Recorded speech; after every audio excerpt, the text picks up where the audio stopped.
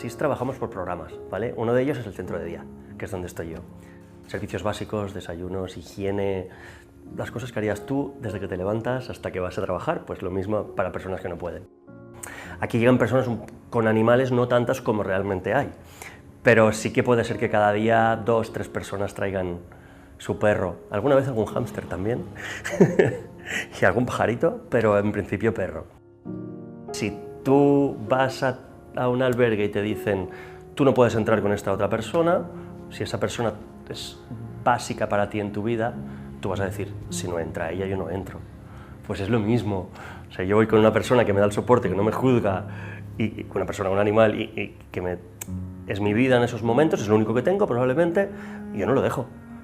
En ocasiones que en otro trabajo o en otros sitios me ha tocado decir que no a una persona que entraba con un animal por temas de normativa, por temas ajenos a mi voluntad, digamos, pues es complicado, porque me pongo, dices, si fuera yo con mi animal a cualquier sitio, me gustaría que me atendieran con mi animal, que somos dos, no solo a uno y al otro no. Entonces eso te crea un debate ético interno interesante sobre lo que está bien y lo que tú te gustaría hacer y lo que te piden hacer, ¿no?